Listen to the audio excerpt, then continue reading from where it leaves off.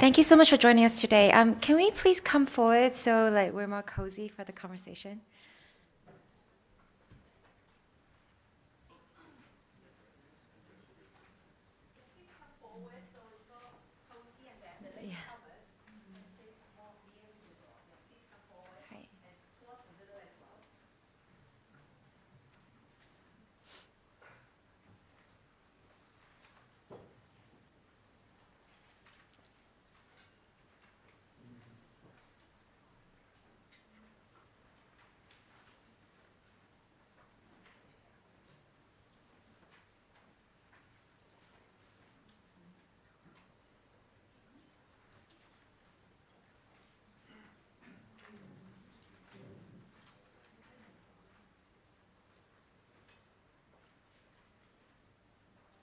All right. Thank you very much. I'm Stephanie CHOI. I'm the founder of OurConservatory, a local impact investment brokerage that facilitates conversations between impact investors and social purpose organizations. Thank you so much for joining us today for this session. So this session is really about the core of this year's topic. The theme of our summit this year is innovating for a happier society. And for the majority of us, we spend most of our time at work, making it one of the most influential factors of environment that directly contribute to our individual as well as collective physical and mental health. And we're featuring 3 speakers today that from all around the world, and across different business models that all collectively try to improve access to better work for various demographic groups. So if we can please invite to the stage Mr. Ali JAFFER, the COO of Generation. Generation is one of the leading nonprofits in the world that actually provides direct training and improve education to employment opportunities for young people around the world. They're operating in 9 countries and 43 cities, is it? Yeah. So. Yeah, and they keep expanding, and they've just entered Hong Kong as well. So a warm welcome to Ali.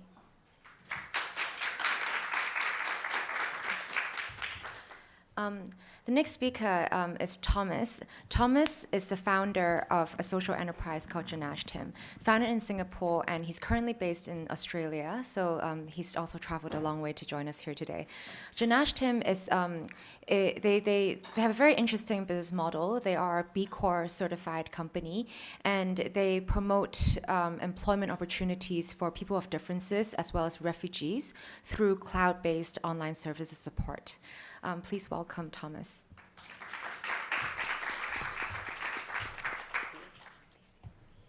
Company a few years ago. And finally, we have Steven TSOI. Mr. Steven TSOI is a representative of Social Ventures Hong Kong, one of the largest venture philanthropy firms and charity foundations in Hong Kong.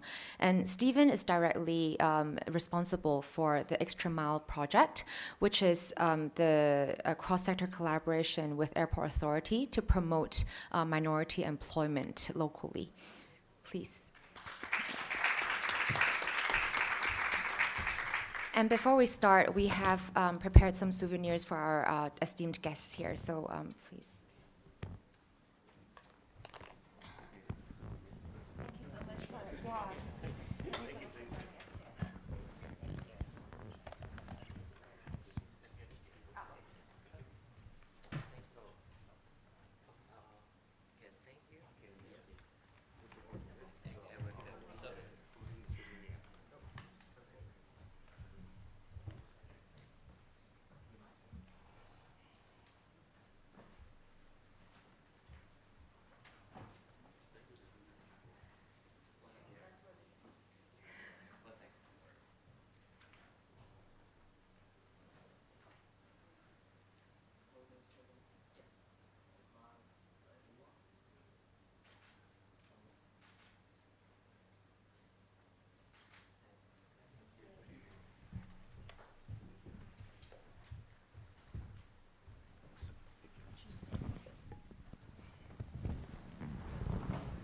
So we look forward to hearing your sharing your collective experience in how better work opportunities can directly impact and influence and empower individuals' lives. Perhaps we can start with Ali for furthest distance traveled. Thank you.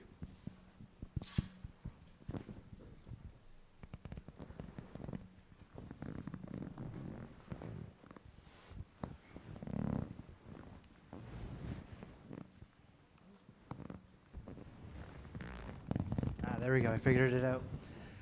Thank you so much for having me here. Nice to be on this panel, and thank you for making the time to listen to what we have to say. I want to talk to you about Generation, which is a social enterprise which started about 3.5 years ago. I don't know if the clicker is working. Oh, you have to point it in the right direction.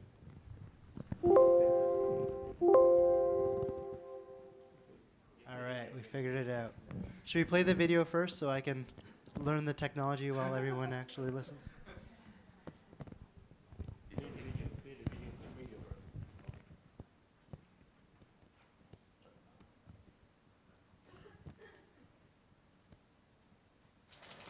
This is Kenya, so everyone needs job.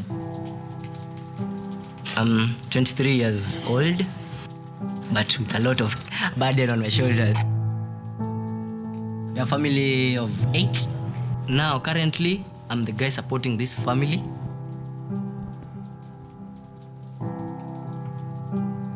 पापा कमाते हैं, पापा पूरा घर का खर्चा चलाते हैं, तो उनकी राइट साइड की बॉडी काम करना बंद कर चुकी है. पापा काम नहीं कर पा रहे हैं. जनरेशन में जब मैंने पार्टिसिपेट नहीं किया था तभी मुझे जॉब की बहुत तलाश थी, लेकिन क्वालिफिकेशन की वजह से जॉब नहीं मिल पा रही थी. Mi trabajo era buscar trabajo. Me imagino que alguien estará contratando de alguna manera algo, pero no sé cómo la gente consigue trabajo.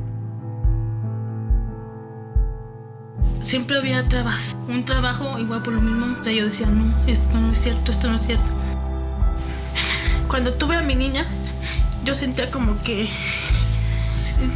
sentía que yo la traía a sufrir.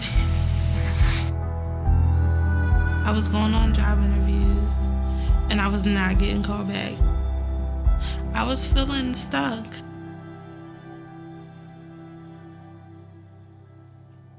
Generation ha cambiado mucho mi vida.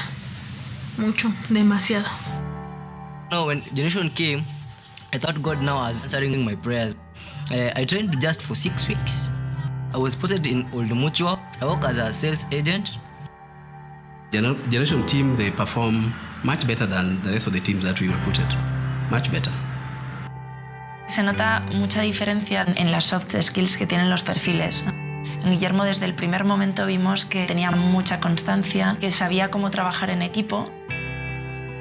This job, it makes me feel like I'm actually making a difference in someone's life. We are proud to say that this program has helped us create a future for our family. एक sympathy और एक empathy दोनों मन में हमेशा होना चाहिए. एक खुशी है मेरे को कि मैं हॉस्पिटल लाइन में हूँ और मैं एक जीडे की जॉब कर रही हूँ जिसमें मुझे पेशेंट की केयर करने को मिलता है. तो मैं मम्मी को पूरे पैसे ले जाके दे देती हूँ और उससे पूरा घर का खर्चा चलाती हैं. I'm just working hard in order to cater for the school fees of my brother.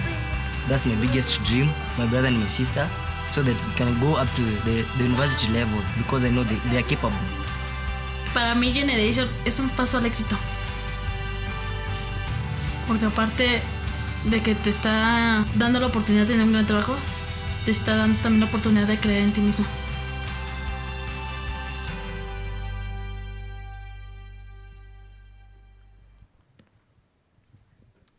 Right. So Generation is a nonprofit that works across 9 countries, as mentioned. And it helps young people that are unemployed, that have lost their way, and tries to give them some direction in their lives by automatically placing them into employment after they finish the program. This is very different than what most young people in these countries experience. Typically, if you're in that situation, you may jump from, very low-paid jobs to low-paid jobs. You may not have any security. In Mexico, there's this term in Spanish. It's basically the equivalent of crickets. You jump from one job to the next, and there's no stability in your life. And so this program tries to help identify the young people who are highly motivated to make a change in their lives and place them into a future career that will actually launch them and move them forward. What we've had to do is actually adapt that to many different contexts, and I'll try and talk a little bit about how that's being done. The reason why this program exists is that there is this dichotomy which doesn't really make sense in the world. We have so many unemployed or underemployed young people, and at the same time, about 40% of employers say that they can't find entry-level talent with the right skills. So these two things shouldn't coexist, and yet they do. We know that this is the situation because Generation was founded based on research that McKinsey & Company performed about 5 years ago. And McKinsey has been one of the founding partners for Generation, and so they've actually given us access to that knowledge, access to the resources to actually launch Generation initially in 5 countries. Those are the 5 countries profiled on the video, which include the US, Mexico, Spain, India, and Kenya. And since then, in the last 3 years, we've actually doubled the number of countries. So including Hong Kong, we're also in Singapore now, as well as Italy. France has just launched. Brazil is in the process of launching. So we're actually expanding quite rapidly to more and more countries and more different situations. And I should mention one of the reasons why we were in those 5 initial countries is because we wanted to understand if Generation would work across very different environments. And so what I mean by that is different socioeconomic situations, different levels of government involvement in the education system, different unemployment levels. And that actually brings me to Hong Kong a little bit, since clearly in Hong Kong, unemployment is really not the issue, and at least in terms of the official statistics.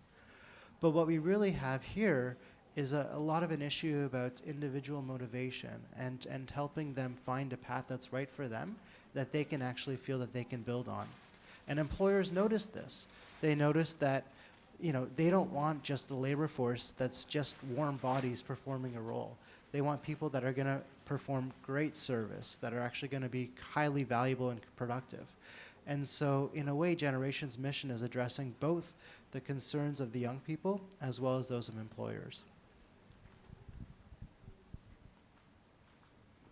So, I'm talking about Generation, but let me actually give you a sense for what it actually entails. So, it is actually a 7-part methodology. The first thing we do is we start with the demand from the labor force, so from the job market. So we look at what are the entry-level vacancies that are most appropriate for the education level and the situation of the young people. Then we want to actually recruit young people, and we don't look at their university degrees or their credentials as much as we look at motivation. And over time, we've actually learned that motivation, that kind of fire in the belly, is actually more determinant of someone's success in the role than their paper credentials. And we've actually been able to translate this to employers. In fact, there was I think a Spanish employer in the video who mentioned that the batch of graduates was actually outperforming the general hires. So those traditional hires have been all university graduates. But our Generation graduates in that profile were high school level. And so we were able to actually train them and situate them to perform even better in the role. As I mentioned, we do about a 4 to 12-week boot camp where we focus a lot on mindsets and behaviors and as well as the technical skills. And then we help the young people to last through that boot camp period and even further onto the job by providing them with the right social supports. So in some situations, that might include childcare or transportation or mentorship. Here in Hong Kong, mentorship is a key part of it. But regardless of the context, we want to figure out what does that young person need to actually be able to perform at their best. We've realized that community is a very important part of it. When someone goes into the job, they can feel really demotivated. Actually, we were just talking before the session, and a lot of times, sadly, even in great jobs, you start the day with a smile and you end it not so happy. Well, what keeps you going back the next day? Sometimes it's your peers and your support system that's around you. We also, part of our model is having employers contribute financially and in kind to the programs. And for them to do so, they need to believe that this is actually creating value. And so we've actually been able to translate some of the impact of our program to their own ROI, and I'll give you an example of that shortly. And finally, data is so important for us. It actually underlies each one of these steps, and we make decisions based on that. I'm going to go through this very quickly, given the time. But essentially, there's really two key things here. One is we focus a lot on mindsets. So growth mindset, persistence, future orientation. Those are some of the key things that we emphasize with our students day in and day out so that they understand why they're actually in the class, why they're actually performing the actions that they are. And the second thing I'll say is the theory part of our training is a minority in terms of time. So less than 25-30% of time is actually spent learning the technical skills, and about 2/3 of the time is spent on applying the technical skills. The way that we work is we actually partner with different organizations. So here in Hong Kong, we partner with CLAP, which is an organization which provides a lot of mentoring support to young people. In another example, in Singapore, for example, the government through Skills Future has invited us to participate with them in helping transform the polytechnics. So we're currently working with 2 of the polytechnics in Singapore, and we're expanding to the other 3 very shortly. And so they've brought us in to help them create a digital marketing program and 2 other programs which will actually influence the way that their polytechnics bring in the young people, change their mindsets, and even work with employers to enable them to have better success in the job market. And just to give you a sense, so we have graduated roughly almost 25,000 people in the last 3.5 years, with about 1/3 of those just in the last 8-9 months.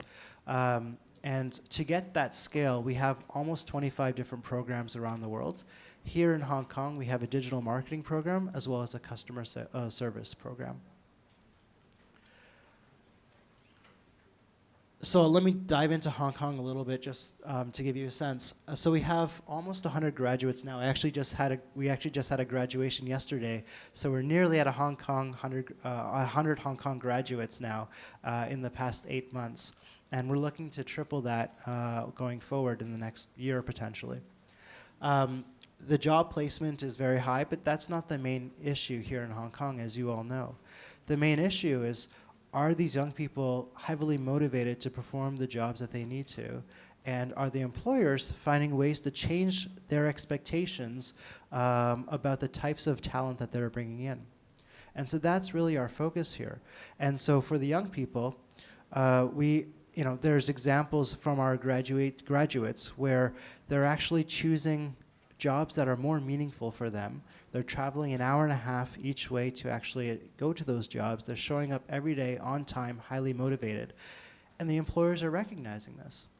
And they're recognizing it so much that they've actually created new roles for some of our graduates who aren't necessarily even university graduates, but these roles are actually traditionally only applicable for those with higher education.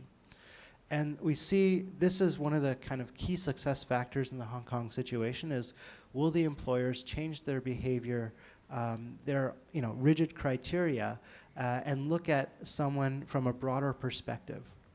And one of the ways actually CLAP has been very helpful is that they've introduced this thing called the CV 360, which looks at more about people's values, their mindsets, their behaviors. What have you done beyond just your paper credential? In the interest of time, if this will let me,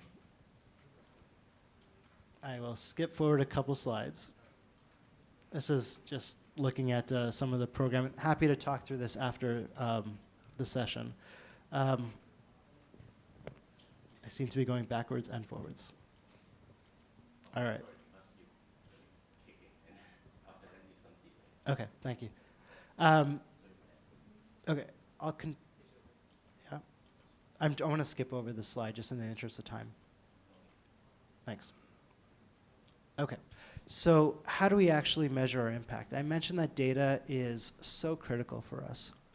So for us, we look at the impact on young people, the impact on employers, and the impact on the system itself. So from a young person perspective, what matters is, can I get access to a job that I wasn't able to get access to before? Is that job going to actually launch my career? Am I doing much better than I was previously? Am I highly motivated and enthusiastic and optimistic now about my future relative to what's in the past? And that to us is a lot of empowerment of these young people, and to the theme of the conference, helping them be happier in the choices that they're making. From an employer perspective, as I mentioned, a lot of it's about, why should I invest in this program? Why does it make a business sense for me to actually contribute? And from a society perspective, it's, well, how do I know that this program is working overall? So this is an example of how we talk to employers. For example, in the first row, you say, okay, we have an IT program. It's going to cost $4,000. Okay, that's fantastic. You can save, because we're actually giving you people directly, and they are, have a higher hit rate, for example. That's going to save you money at your first step. So you don't have to interview 10 people to find one. You can interview 2 people to find one. And in fact, our interview hit rate is actually about 70 to 80% typically. Then, because we've already trained them, you can save a substantial amount of money in terms of onboarding them much faster. They come up to productivity much faster. And when they're fully productive, they're actually staying on the job much longer. And so in this example, there's a lot of value that comes from the employer. So if they are contributing, for example, that $4,000 to pay for this program, they're still making more money out of it at the end of the day. So this is a win-win from our perspective. This is another example of nurse assistants in India. And here we've actually been able to translate that into EBITDA, which is a financial measure for companies. And so this type of language actually helps convince employers that there is actually some value here. From a young person's perspective, I mentioned, it's access to jobs that they wouldn't otherwise get access to. In addition, one of the big things for us is, are they earning a salary which they can be proud of, which is above the 50th percentile for their age group? And here in Hong Kong, it's also, are they very satisfied with some of the choices that they're making? Do they feel like their values are being represented in their day-to-day lives?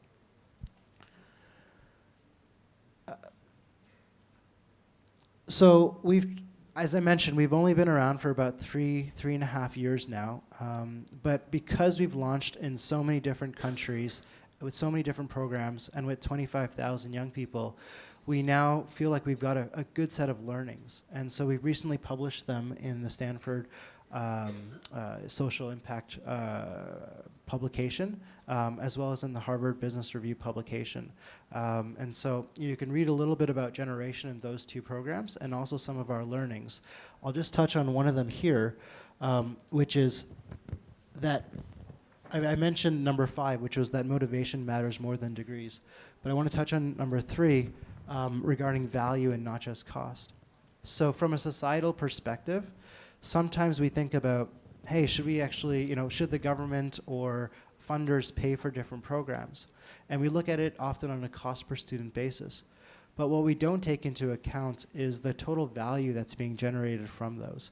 So if you've got a program which is helping people that are otherwise marginalized find their way in life, if you're helping them get jobs that are good pay, if you're helping them stay on those jobs and actually build their credentials, from an employment perspective so that they can actually grow their careers, then we can actually translate that into a value for society.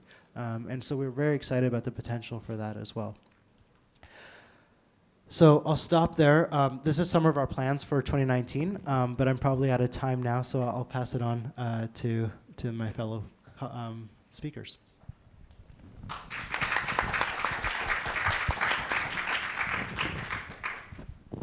Thank you very much for sharing. Okay. So next we'll switch gears a little bit to talk about people of differences and refugees. Similarly about access, but Thomas would be able to share further. I'll try to avoid a stiff neck by standing here. You okay, Ali? Yeah, okay. So good morning, everyone, and thank you for the invitation to speak here this morning, and thank you for your time and your attention. I think the best way to introduce our company, Genashtim, is with this. No, doesn't work. Bottom one. Okay. With this 1-minute video, which we were asked to prepare for a award ceremony in Singapore in July for Brands for Good. Do I just press it and it'll play? Or you play it for us?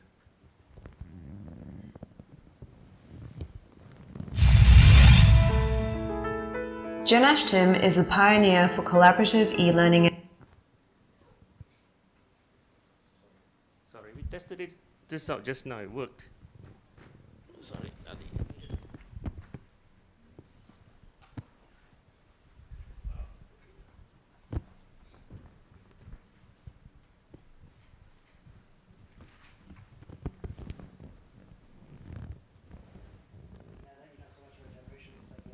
Yes.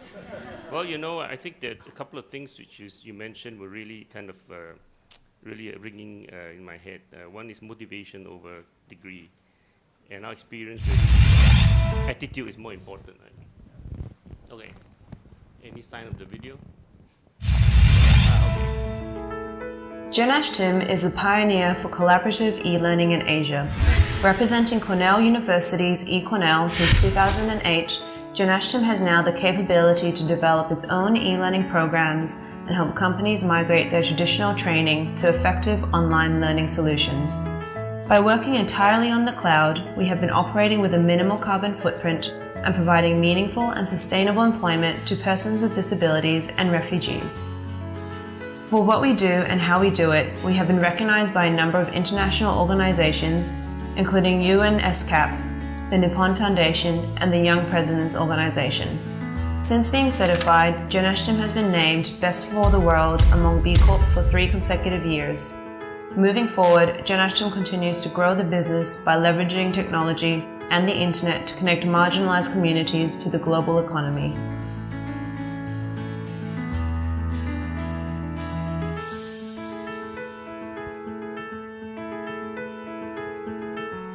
Okay, that last frame there is 200 pounds trying to take flight. So luckily it was a still shot because after that it all came crashing down. Not pretty. So we like to think that Genashtim is a sweet company. We are definitely a social, we exist for social purposes, and we're focusing on our workers.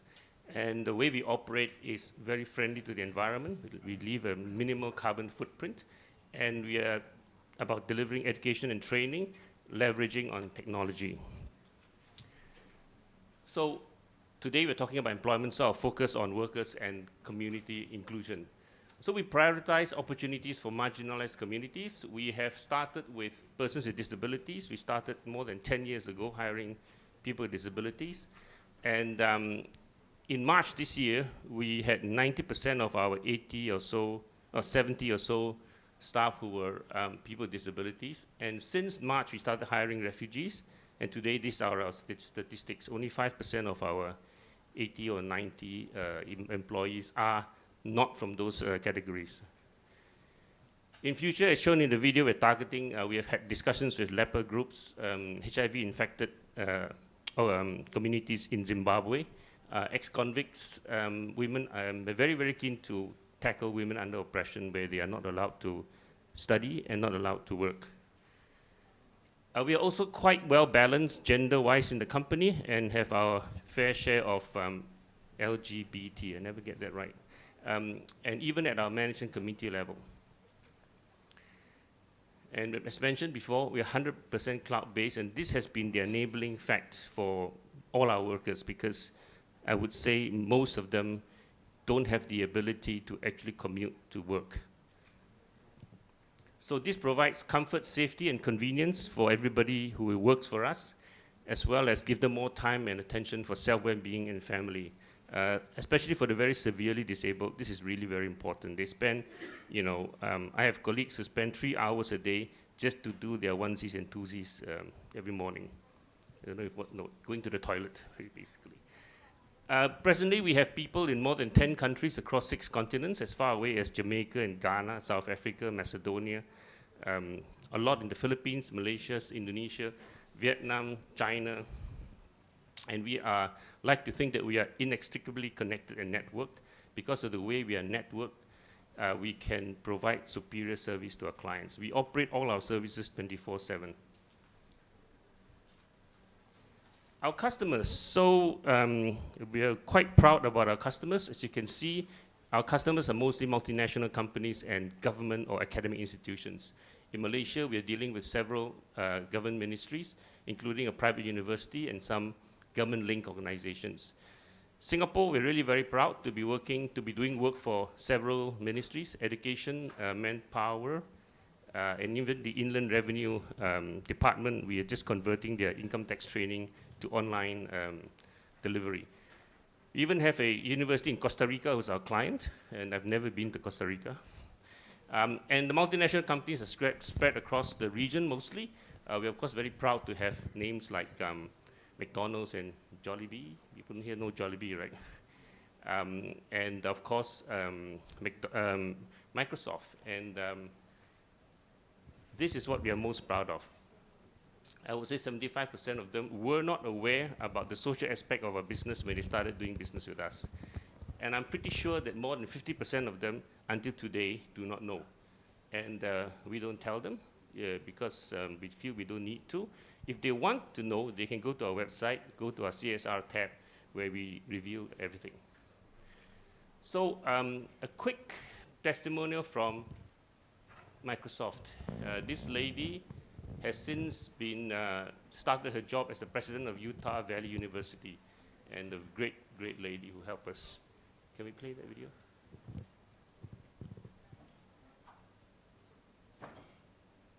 I have been a great admirer of Genashtim since I first met Thomas Ng and learned about the company a few years ago.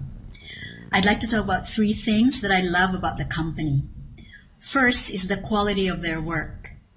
Genashtim helped me and my team at Microsoft build online portals for learning and mentoring, and we were very pleased with the quality of the work that they did. Secondly, I love the quality of people at Genashtim. And when I met some of them in Manila a couple of years ago, I was so impressed with their energy, their dynamism, their professionalism and commitment. Finally, I love the quality of Genashtim's mission. Not only does the company have big ambitions commercially, but they also truly exemplify how technology can empower every person and every organization on the planet to do more. And I think that is indeed a lofty mission.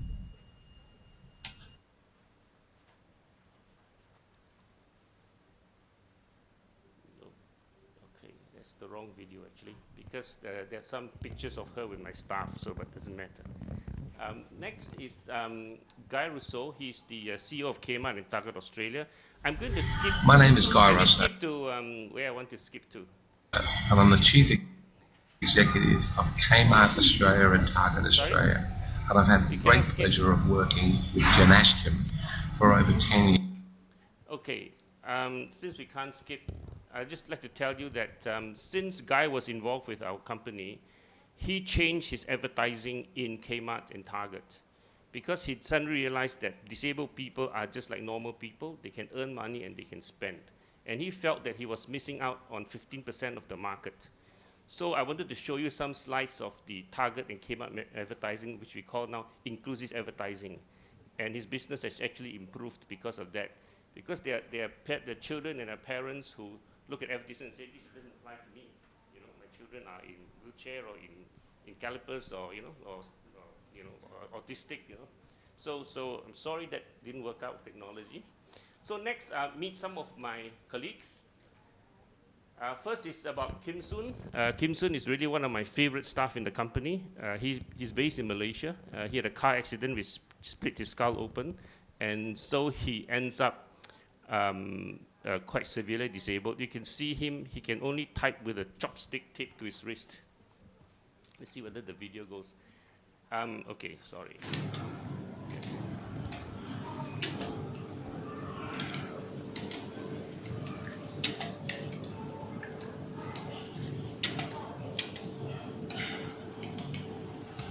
Okay. So, okay. Yes, okay. But being wheelchair bound like this, thanks. From thank you. Yeah. He suffers from bed sores. In the past year or so, this is how he works. He has to lie in bed and work in that way. And he's one of the really happy troopers we have, and very high performance, and I wish I could spend more time to tell you about what he does. And then there's Therese. Therese is in the Philippines. She, I would say, is even more disabled than Kim Soon. She can't move anything below her neck. She operates the computer purely by voice. And on top of that, she can't breathe on her own. So she has to breathe with a ventilator. I won't show you the video. It's not really very pretty, but we're short of time. And we have Doi in Vietnam. He's one of our best programmers. As you can see, he works from a wheelchair from a little town near Da Nang. And the significant thing about Doi is that he learned everything by himself. He didn't go to school, he didn't go to take computer science classes, he didn't go for programming classes, but he's our top programmer at the moment. He's doing work for Microsoft, doing work for the Singapore government, Malaysian government. Nadia is another very disabled person. She's cerebral palsy. She can move only one finger or one hand, and with that, she operates the mouse upside down. So I challenge you to go back and try to operate the mouse upside down. And she works 1.5 shifts every day. She requested for this because she needed to support her family. She's the sole breadwinner in her family, and her parents are retired, so she has to look after her parents financially. Doi, another top performer, is our top IT person. Doi, I think he's born that way. I'm not sure what his condition is. Does he say there? No, he doesn't. But he can only move 2 fingers on his right hand, and he operates the mouse with that. And he types with his left hand, but he can't straighten his fingers. So he types with his knuckles. And he actually is a top IT person. He supervises about 12 IT people. And one of his skills is he can train blind people to use the computer. He's able to remotely train blind people to use screen readers. Some of you might know what I'm talking about, screen reader software. So enough about the, there's no lady with a 1 minute thing. How much time do I have? 5 minutes, good. Now, refugees, we started in March this year. Unfortunately, I can't tell you their names, I can't show you pictures of them, because we are operating in a gray area. They are not supposed to be working. And if they're found out to be working, they might get jailed. And some of them have been jailed for working in their local environment. We are working with the UNHCR. In fact, next week I have a meeting with them in Jakarta. We are trying to find a way for longer term kind of engagement. At the moment, we hire them as interns, and that's allowed. Legally, that's allowed in Singapore, in Indonesia. But of course, you can't have an intern employed for 3 years, 5 years, 10 years, and you can't pay an intern, more than a couple of $100 a month. It would be quite strange. So the refugees are mostly Middle Eastern refugees. They're stuck in Indonesia. They come from different parts of Middle East, Afghanistan, Iraq, Iran, Pakistan, but most of them have an origin in Afghanistan. These are the Hazara tribe. I don't know how many of you have heard of them. They are actually descendants of the Mongols. And they look, you see they have got beautiful eyes. This girl is a bit dark, but many of them are very fair skinned. So in Afghanistan, they look different from the normal people in the street. And secondly, more importantly, Hazara tribe are Shia Muslims. Afghanistan is mostly Sunni Muslims. So the Shia Muslims actually generally get targeted and killed. And many of the families that we have visited in Cisarua have had family members actually killed before they decide to pack up and leave. So the other very interesting thing about this group and the people who approached me in Singapore to do something with them are actually the Jesuit Refugee Services people. And for me, it was quite remarkable that a Catholic group would be doing so much to help a Muslim group who are being persecuted by fellow Muslims. I'm going to play this short video. Hi, I'm Thomas, the founder, chief cook and bottle washer of Genashtim. In March this year, at the prompting of some of my friends in Singapore, who are the volunteers with the Jesuit Refugee Services, I visited the Middle Eastern refugee community in Cisarua near Bogor in Indonesia. It was heartbreaking to learn of their plight. They have been told by the UNHCR not to expect to be placed in another country within the next 20 years. And from what I understand, there are 13,000 such refugees in Indonesia now. I think about 3,000 of them in this place called Cisarua in Bogor. They have absolutely no rights to work, not even to open a bank account. And more critically, their children have no rights to education. So their medium to long-term prospects would be to camp outside detention centers hoping to get in before they starve. But those who still have a little bit of money or savings or support from relatives and friends from overseas, they still rent very modest places and they live there and try to survive. It was heartbreaking to learn about this, but it was also very heartwarming to interact with them. They are mostly educated, cultured, and elegant people, and they do what they can to help themselves and each other. Because their children have no rights to education, they set up their own learning centers, and adults work and teach there as volunteers. I visited 3 of these learning centers. They crowdfund for the measly amounts that is needed to run these learning centers. The entire school cost per student, these learning centers have about 150 students each, and the cost per student to run this school is less than $5 per month. You can imagine how little it is. And one of the main reasons why this is so low is that the teachers are all volunteers. The people who work there are all volunteers. They are all refugees themselves.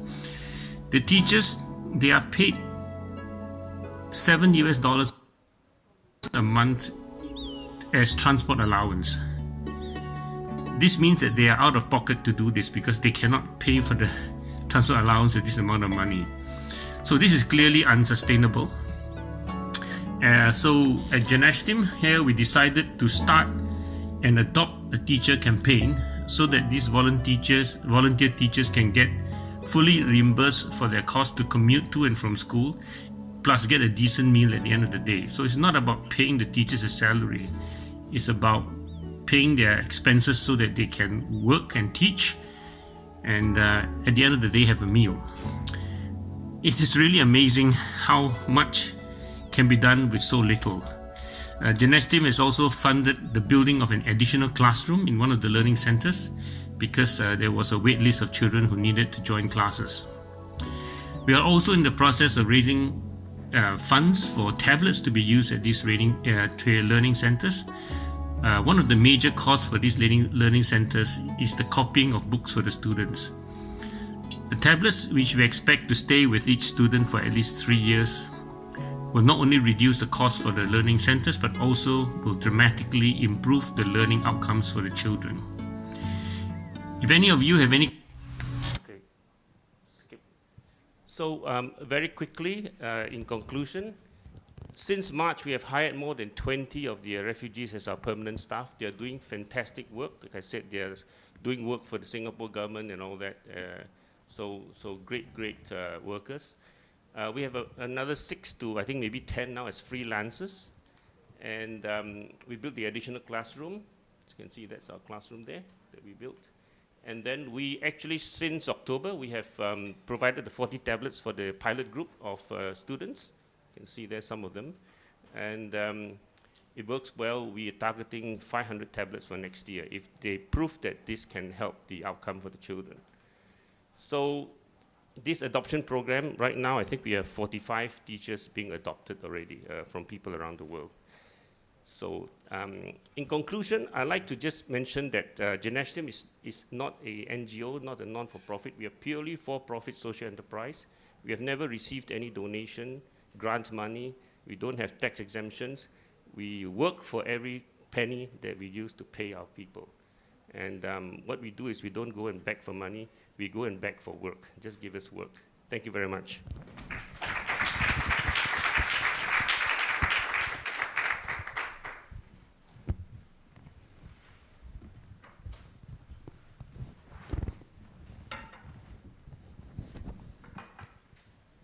Thank you very much. And now we welcome Steven for a more local flavor for the initiatives that are happening right here in our hometown of Hong Kong. Good morning, everyone. I'm Steven. Thank you, Ali. Thank you, Thomas. And thank you, Stephanie. And thanks, everyone, joining us in this morning. It's Friday. I think most people on the social media today is like, too good it's Friday. So what do you think? Are you having a happy Friday today? No, really? Why? Okay, great. I hope you will enjoy our discussion. I think most of you coming to this session, we have to, it's time to think about employment, work. Why do we go to work? Why do we need a work? On every Sunday night, imagine what are you thinking, what's in your mind about Monday? Hesitation, happiness, excitement, going to work? I'm not sure. I think in this session we imagine employment, we imagine people. So let me introduce ourselves, SHK. As the beginning, Stephanie introduce ourselves. We founded in 2007. We are venture philanthropy, and we create over 40 portfolios, tackling different sectors. I think green, climate changes, youngs, elderlies, even the family wellness. We have different all sort of portfolios. But we will say we claim ourselves as a purpose, impact purpose organization. I think everyone needs a purpose. Purpose, why do we go to work? Why do we, what we want to do, what we want to be. So in first 10 years, as I said, we create over 40 portfolios. And in the first 10 years, we also have all sort of dialogues with different sectors, like corporates, investors, community partners, NGOs, and neighbors. This doesn't work again. Technology. Okay, it's worked now. So after 10 years dialogue, we learned, we have lots of learning. I think social enterprise is one of the solutions. But other than that, what can we make things faster? What makes our purpose achieving faster? So we start to making all sorts of dialogues with the corporate. We know their purpose. So in 2011, I think most of you may be familiar with Michael Porter mentioned about first introduced CSV, creating shared value. So they think it's in between the business strategy and CSR, corporate social responsibility, one step forward. So how we create a shared value. So in our cases, in 2016, we engaged with the Airport Authority Hong Kong, appointed as the project advisor, and doing feasibility studies. According to their 2030 master plan, they have to think about connection to the community, or what are the challenges in 2030. So that's the vision why they are why we are creating, why they are initiated community investment projects. They think about the socio-economic growth of Hong Kong. How does the airport community connected to the neighboring community? How to nurturing the talent? How to tackle the employment challenges? So this is the figures according to the HKIA Workforce Survey in 2017. Currently, they are having 73,000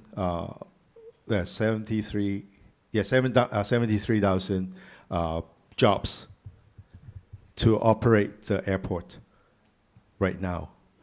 But as the 2030, as the third runway system is ready, they are creating about 123,000 jobs. So what's happening is we need another 50,000 jobs, people to fill in the gap. But actually happens now is there's there's a 4,000 plus jobs vacancy. So what happens? Why is there jobs?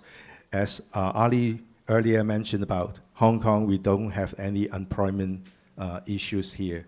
So what happened? So how do we find people there? So we think about in the 2016, 2015, we do the feasibility studies. We go around to the neighboring community and district like Dong Chung, Kwai Tsing, Tuen Mun, and Tsuen Wan.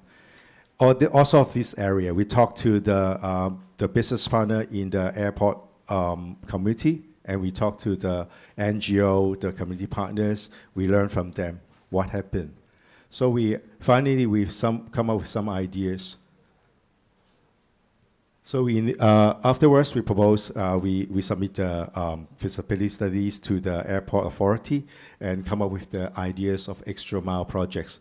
So you see SHK as the project advisor and airport authority as the leader of the international airport community. They have the role to demonstrate or spearhead the whole projects.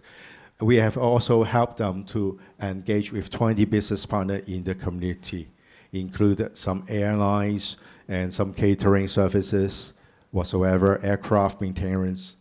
And in order to create programs for the different social sector, we also engage 3 community partners, NGOs. They are all sort of expertise in different areas, maybe on youth, ethnic minorities, and the child care. This is the extra mile. So as I said, it's a CSV. This is a very early stage of showcase of CSV in Hong Kong. And I think Hong Kong Airport, International Airport Committee has the geographic advantage or the reason to curate such CSV projects. You see the business value, definitely for corporate side, they need peoples. They need talents, they need people to go to work. On the other side, we realize that the community, there's some people that actually, they need jobs, they're jobless. So how do we, through the employment, empowering them? Okay, allow me to play videos about the projects. Extra Mile 理想高飛係一個由香港機場管理局牽頭，香港社會創投基金擔任項目顧問嘅創新社區投資項目。我哋希望透過同香港機場嘅業務夥伴、非政府機構同鄰近社區合作，發展同培育人才，促進社會流動，並推動機場同香港嘅發展。香港國際機場自從1998年開啟以嚟，航空交通量大幅上升，隨著我哋業務嘅增加同埋三跑落成，我哋喺人才方面嘅需求係會不斷咁增長。為咗鼓勵就業同埋善盡企業嘅公民責任，機管局喺2015年訂立咗一個社會投資嘅願景。我哋希望透過培養人才，發揮個人嘅潛能，鼓勵投身航空相關嘅行業，對香港尤其是係大嶼山同埋鄰近嘅社區作出社會同埋經濟發展嘅一啲貢獻。機管局制定咗一個 Extra Mile 理想高飛嘅社區投資項目，以實踐呢一個理想。我哋好希望同各社區同埋各業務夥伴一齊努力，去吸引更加多嘅人才加入航空業。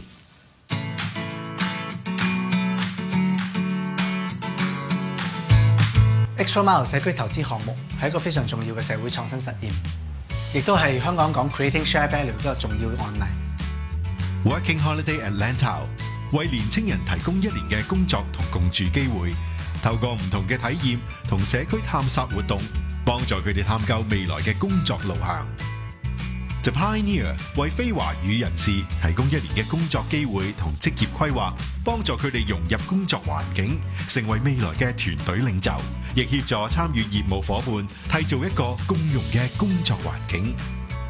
Educare 係一個為期1學年嘅課後學習指導計劃，希望為父母喺機場工作嘅東涌小學生提供學習支援，等父母唔使擔心子女學業問題，可以持續工作。感謝所有夥伴嘅參與，攜手同行，投資社區，令 Extra Mile 理想高飛，能夠為鄰近社區帶嚟連結，並創造更多機會。This is a very a generic introduction of our program. I've been joining this program as a working team for almost 2 years. The program kickstarted early. Extra Mile 理想高飛係一個由 Thank you. Okay, you see just now the video mentioned about 3 pilot programs. Throughout the 3 years pilots program, we are engaging with different social sector. The first one, Working Holiday at Lantau, we are engaging the youth. Okay, second one, the Pioneer, we are engaging with the non-Chinese speaker or ethnic minorities. Specifically in Hong Kong, we realize there's populations of Southern Asian. It's about over 200,000 people here in Hong Kong. So we're targeting for non-Chinese speakers there, or we used to saying like ethnic minorities.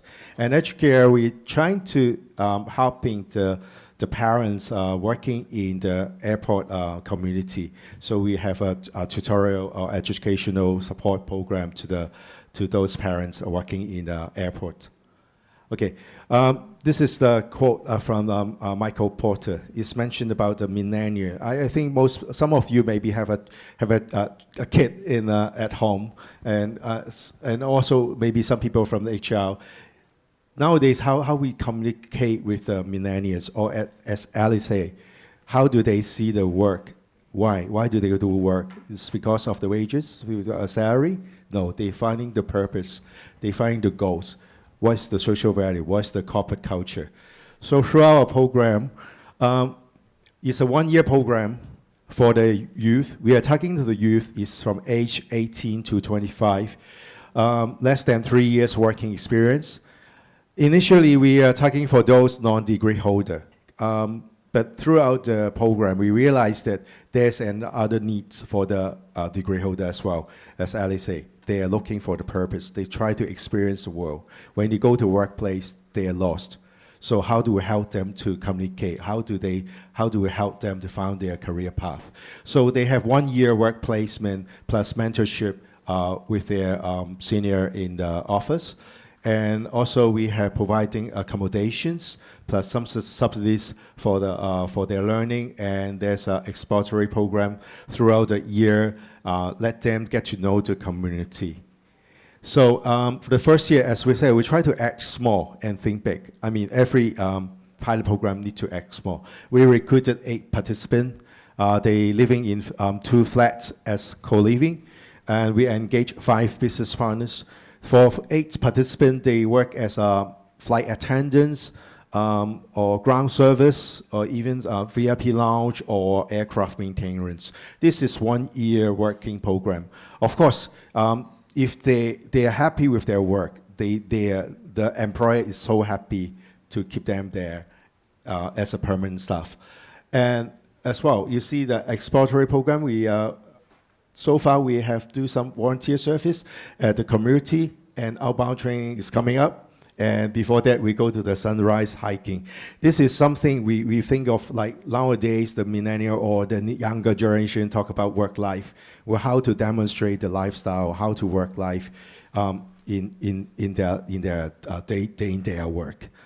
Learning subsidies is another part. I think some youth, they are feeling lost is they can't find the balance of work. They may not happy satisfaction at work, but there's some other thing more than work, beyond work. So we try to help them to locate their original plan or goal, or or they left out what they want to do.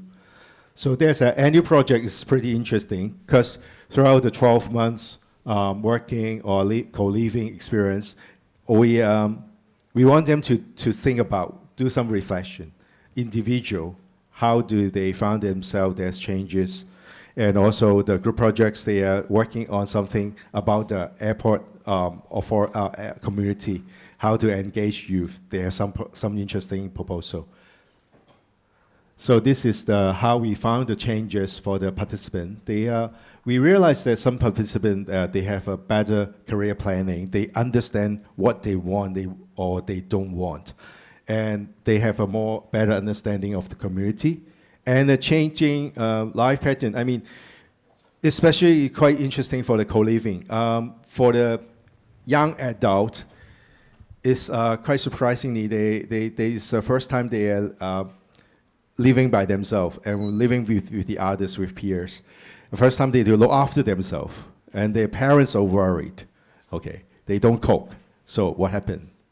Do they ask their mom come over to cook? No, they have to take care of themselves. So there's a lots of learning between the personal skills.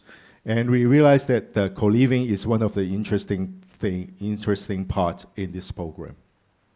Challenges, I think, as the aviation industry is quite tedious and very intensive work hours, but throughout the program we have the chance to making dialogues with the business partners. We have the chance to let them know how do youth think about the work. So this is pretty interesting. Oh, 1 minute left. I have to move fast. Another program is about the pioneer, ethnic minorities. Also, it's 1 year work placement and on-job training. And we engage with one of the community partners, Lady McLehost. And this is pretty simple. We see that there's a job matching process with the community partners. So for our NGO, they have two aspects. One is they helping the ethnic minorities with develop a personal training plan for individual, and have the mutual support as the peer groups, one another's, and we do the family support. And we realize that the ethnic minorities, most of them, they are pretty conscious and they are pretty conscious about their family. So we do the family visit pretty often. For the business partners, I think we provide some assistance at the recruitment interviews. I think it's due to the cultural differences. For some ethnic minorities, they might not understand the culture of the corporate, and for the corporate, sometimes they are not realize that particular one of the races, like maybe they have a particular religious requirement, so we'll let them to understand more. So throughout the year, we have developed all sorts of programs and help them to understand. This is a both sides communications. For the business partner, they understand more about the employee, and then for employee, they have a personal growth. But one of the other interesting finding about the ethnic minorities, we realized that we see the comparison of the local youth and the NCS youth. Okay, for the local youth, just now we said, this is the normal pattern, we realized that. And the NCS youth, we see if one of the case, I think is pretty interesting, one of the ethnic minorities, they go to the VIP lounge to work. So at the beginning, we have 3 NCS candidates work there. And for the employer, they realize that they have some attitude. Their attitudes are pretty good. They are hardworking. They are willing to learn, and somehow we offer just now all sort of support and let them understand the work compared to the downtown work. They realize they have a more opportunity there in the airport authority, airport community, and somehow they sort of like we're saying like. the job-seeking pattern there through their community by their word of mouth. And then we see the snowball effect. So far, we have from 3 candidates to 9 candidates in the same company. They have a interesting bounding there. And then we believe this may be some pattern for the ethnic minorities for the recruitment in the airport authority, airport community there. Okay, run out of time. Oh, Edge Care is about it's also about 1 year after school care program for the parents working in the airport. So our thinking is how we help the employees working there, especially for the parents and the family. They have to worry about the children's homework, schoolwork. At the end of the day, when they go to home, first question asking their child is, have you finished your homework? Where's your homework? So we're thinking like, okay, what happened is we provide after-school tutorial. They finish school at 3:30, so we're providing about 1.5 hours or 2 hours after school tutorial. We have tutors, mentors, make sure that the kids finish their homeworks before they go to work. So in other words, they extend the time. They have the time. The parents have more time to work, and somehow when they go to home, and they don't have to ask the same question again. And that will help them make a better family life, less argue, less conflicts. So that's how we think about the family violence and in this area. Of course, throughout the program, besides after-school tutorial, we also think about, oops, press the wrong button, yeah. We also providing a parenting workshop for the parents, and also, as we said, it's a retention and recruitment program. So for those who parents working in the airport, we provide such service to the children and the parents. At the same time, we talk to the business partners, or we try to create some sort of work. This is friendly for the mother shift. Shorter hours, more flexible, saying 9 to 3. When the children go to school, they have time to come to work. This is how we talk to the business partner as a pilot. There's some activities we've been doing with the parents. Go to some company visit and the recruitment booth. This is also for feedbacks from our educators, parents. They found out about the working hours and flexibility, why they go to work, things like that. And some of the NCS parents, they even know about when they understand more about their children and their needs, and they want their children to learn Chinese, etc., and things like that. Sure, I think time is up, so maybe we can share more afterwards.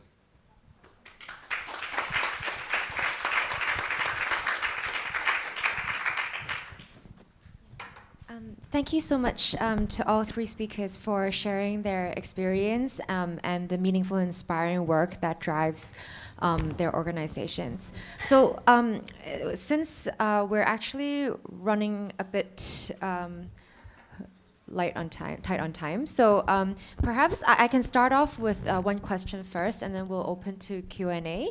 I guess, like, based on what you guys have presented this morning, it's very clear that you are all working within the system. You're finding established partners across various sectors in public or private sectors and trying to get them to flex their framework or mindset a little bit and promote employment of people that they might otherwise not be employing. What do you think are the determinant factors that have driven your success, and how can we encourage this to scale up and become corporate norms? Perhaps we can start with Steven, since you have the mic ready. Okay. As I said just now, on the Extra Mile projects, we are engaging, I think, just now 20 business partners and 3 community partners. They have all sort of their norms, their systems there. So our thinking is like act small and think big, especially when you talk to the corporate. We particularly talk to the HR people. So we have to propose. Well, we have to understand what they need. So we will propose something like pilots as a small scale, mini scale, and let them test it. Once we have the case and learnings, they are feeling comfortable, then they propose to the management level, then become a strategy. So this is how we think, yeah. I would agree with that, and the one thing I would add is we have to be able to talk the same language for each of the stakeholders. So, you know, I think Thomas talked about the fact that some of their customers didn't even realize, and so they were basically getting what they expected, in the exact way that they would expect at a high quality level. In our program, we do similar type thing in terms of being able to talk in a language that they are used to. So in terms of ROI or in terms of financial returns. So I think it's hard to expect funders or customers or employers to completely change the way they're thinking about things in a different language. And it's not enough to just provide, okay, you should do it for the social reasons. I think you have to combine some of the social good with, business reasons for them to get engaged. And that's been helpful, at least for us, to help try and convince them. Stephanie, if you don't mind, I say something not so politically correct. I think there's still quite a big divide between business and NGOs and all that, and that's our experience. I mean, we hit and miss. Very often, you have to understand the agenda of the NGO we're trying to work with or the government department. Actually, we have less success with government departments. For example, in Singapore, because we don't hire disabled people or refugees in Singapore, so they don't want to talk to us. Malaysia, also a bit kind of difficult because we are everywhere and nowhere, and that's the problem with our business model. We have a company that's registered in Singapore, but our people are all over the place. I think it would be good if there is a bit more connect between what the business world needs. We were successful with JRS for the refugees, but a year earlier, we worked with another NGO in Malaysia for the same Middle Eastern refugees, and it didn't work out at all. It came to zero. So it is hit and miss, and I think if somebody could kind of try to make that bridge, it'd be good. Also, we found out that a lot of people we employ who are people with disabilities, when they have been looked after by NGOs, sometimes it's a bit hard, because like you said, most of the investment in training is in changing the mindset, not developing the skills. And for us, it's really that experience. The failure rate is mostly due to the mindset problem, not their disability, not their capability. It's really on the mindset. Thank you very much for sharing. Are there any more questions from the floor? Oh, please.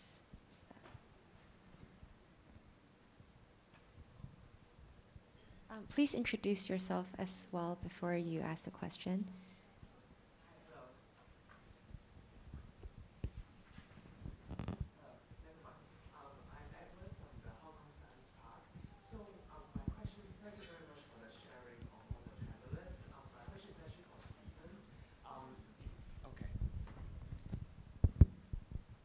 Hello, my question is actually for Steven. Actually, very well thought out program. I think my questions are two parts. The first part is the program completely financed by the airport authority? I just want to know more about how the business model works. And the second question is, how would you track the effectiveness of a program like this so that you can continue doing it over the long term? Thank you very much. Okay, thank you. As I said, the whole community investment project is initiated by Airport Authority, at least for 3 years pilots program. So this talking about, just now you mentioned about fund, yes, 100%. But we're talking about resources. I will appreciate with a business partner. They are offering, I think, resources as offering a job. Job is there's a course there, training, mentorship, and all sort of support.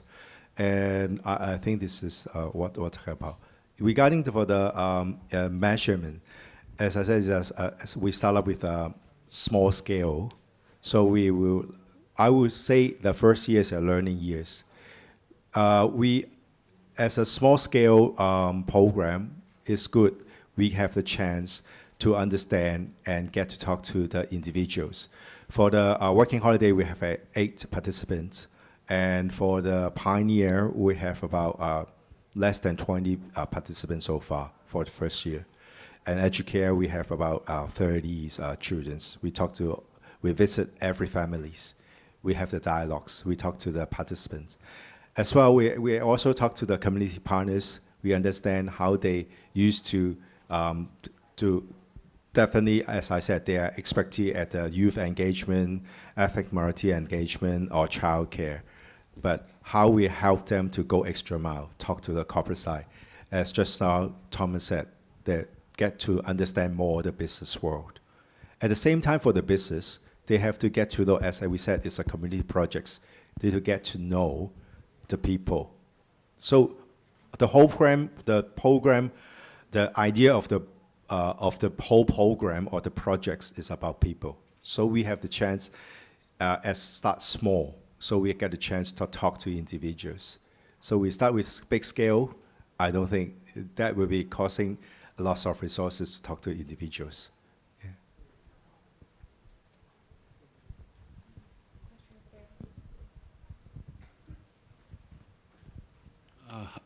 Hi, my name is Michael, and I manage impact investments for a family office in Hong Kong. I have a question for Ali and Generation. I'm wondering, from what I hear is that the operations are supported by some funders as well as employer donations. What about, would you explore an employment agency model for revenue generation? Yeah, so when I mentioned employers, that's actually the model. So they pay to hire the students. Thus far, we are trying to reach 100% sustainability. We're currently at about 60% self-funded and 40% grant-funded, but we're hoping that 60 goes to 80 or 90 over the next 2 years. But yeah, it's precisely that.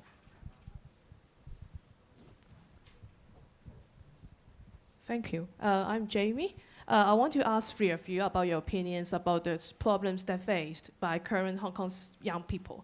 Because you can see that many of us are suffering from emotional problems, pressure from parents, the society, and teachers. So what do you think your NGO can contribute to solve these kinds of problems? Thank you.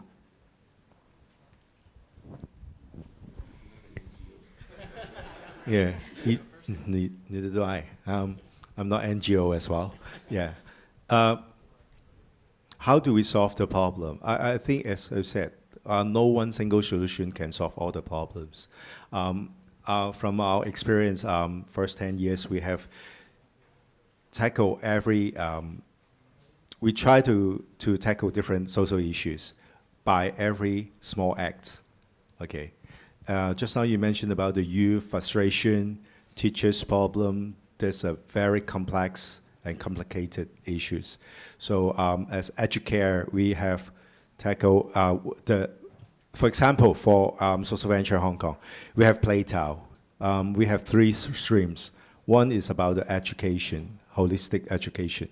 Another one is Joyland. It's about the SEN, special education needs. And also the other line is about for the underprivileged children have a chance to learn arts and music, or stuff like that. This is all sorts of initiated with a small program, mini program, to demonstrate to different to the public or to the different sides, like government sides or public or corporate side. Then we have all sorts of collaborations with different people to tackle the problem. I don't know whether the NGO have a role, but I think the corporate side also have the role, right, Ali? Yeah, I think that makes sense. From Generation's perspective, I think what we see is that young people, traditionally they have a lot of options in front of them, but their options are actually closed by, their own, parents or society emphasizing, hey, there's only one direct route that you should go, and if you don't go that route, then you're a failure. But that's actually not necessarily the case for everyone. And what we try and do is open their mindsets to understanding what do they value personally, what do they want to achieve in their lives, and then we try and help them figure out what are their options. Could they take a career that might be, helping other people in a customer service role, and maybe that actually satisfies them. And so we try and make a connection between their intrinsic motivations and what excites them and what opportunities might be out there, so that there is that overlap, and so that they're not feeling like they are pressured to go in only one direction when other directions might be open.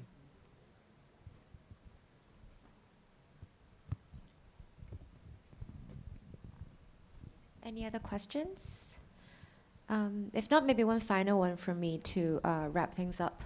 I guess we've talked about a lot of things about access, but how about the supply of human talent that goes through your organizations? Like, do you think that the current education system sufficiently prepares our youth or our different ethnic groups, for example, for effective employment? All right. I think I'll borrow a quote from Ali here, is that, motivation above degree. And that's also our experience, is that you find the right person with the right attitude and provide all the facilities for learning, which today most learning is available on the internet. And so then you get people who can really thrive. I think the education system, and I think, whilst I didn't say anything, I really do sympathize with the youth that was described in Hong Kong. I lived and worked in Hong Kong for 10 years, so I have a little glimpse of how tough life can be and all that. But the education system, like in Singapore, for example, is so high pressured on rote learning and pressure on performance and grades. And I think they're producing a generation of people who have, I feel in general, lack interpersonal skills, critical thinking, problem-solving techniques, collaborative work. And so I think these are the areas which are emerging on the education space, and I'm very delighted to see that. And I think in the end, this is, I think, where we should be heading to. I came from quite a similar type of learning environment in school, and I can say that 80% of what I learned, sine, cosine, and all that kind of stuff. Heck, I don't know what it means. Yeah, I think probably, I hope that answers your question. Education, yes. I think there's a realistic, when we talk to all sort of HR people, I think Ali also have the same feeling maybe. The job description is pretty rigid, I think. Like, for example, I understand that for the flight attendants in Hong Kong, the role, they are actually requiring the good communication, good command of English, presentable, blah, blah, blah. But obviously, we see that there's tons of undergraduates, people applying for the job. When I talk to HR people, I have a good candidate. She doesn't have the degree holder. She's not a degree holder. Is she justified for the job? She says yes. So what happened to the education system? Is because of the system? Is the system ready for the work? I'm not sure about that. But I think for the workplace, it's a lifetime learning. I think in the next 10 years, the job role will be rotating. Especially, we are talking about nowadays, we're talking about machine learning, AI, robotics. I think after 10 years later, we don't particularly see the job JD there. And we don't particularly work on the same role. Yeah, that's what I think. I think we also need to think about what is the purpose of education. And in different societies, it can mean different things, right? And for some societies, it's about preparing people for the job market. Right? In other societies, it's about being good citizens and developing, that sense of camaraderie and, responsibility to each other.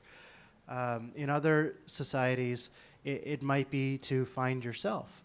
I think and I'm not probably the least experienced person in the room with respect to the Hong Kong education system, but from what I have tried to understand and gleaned over the last while, I don't know if the Hong Kong system is doing any of those as much as it is pushing people to get accreditation.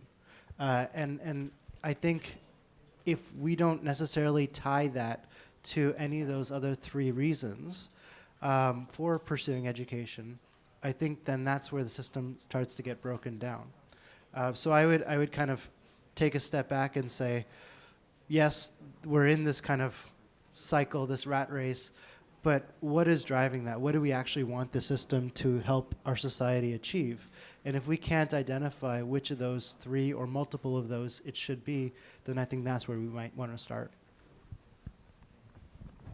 Thank you very much for your time and sharing your insights and experience today.